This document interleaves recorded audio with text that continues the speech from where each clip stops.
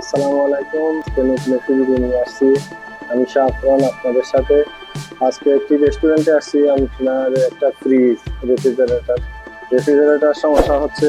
Customer বলতেছে যে গরম গরম হচ্ছে, ভিতরে পানি করে পানি যায়। কিন্তু এখন এসে আমি সবগুলা চেক করছি। চেক করার পরে দেখছি যে আপনার গ্যাস ঠিক আছে, সবকিছু মোটামুটি বরাবর আছে। সমস্যাটা কি আমাদের সাথে দেখেন, আমি দেখাবো। এই যে এখানে এই যে এখানে একটা স্ক্রু, এখানে একটা স্ক্রু মাইনাস দিয়ে ভিতরে আমি সুবিধার জন্য ওপেন করে রাখছি। এই যে হালকা এই যে একটু ক্যামেরাটা দিকে।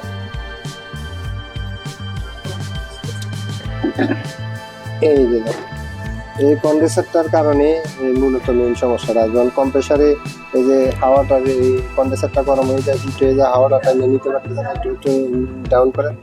এই যে এগুলো তার ব্রাশটা কই, তার ব্রাশটা এই যে মূলত সমস্যাটাই।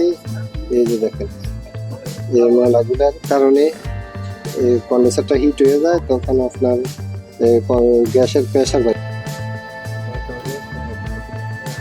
এটা হলো ব্লুয়ারটা। এই ব্লুয়ারটা এই কন্ডেন্সারটার মধ্যে মেরে দিলে আপনার একবারে ক্লিন হয়ে যাবে, হাওয়া বরাবর। এই ফ্রিজ ঠান্ডা দিয়ে খুব ভালোভাবে।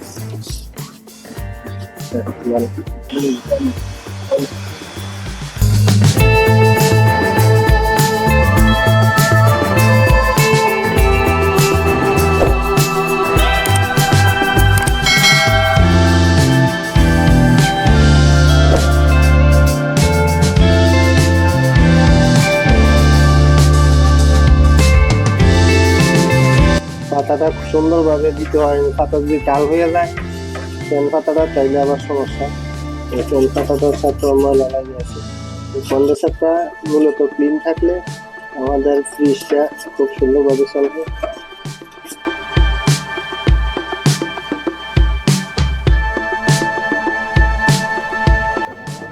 কাজ মোটামুটি সম্পূর্ণ। এম্পিয়ারটা একটু দেখাই, এদিকে আসেন আসবে।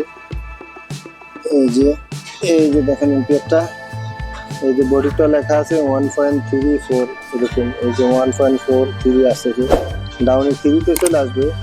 আপনার এম্পিয়ারও ঠিক আছে। আর এই যে গ্যাস ম্যানিফোল্ড মিটার লাগাইছি, এই যে ম্যানিফোল্ড মিটারে 20 আছে।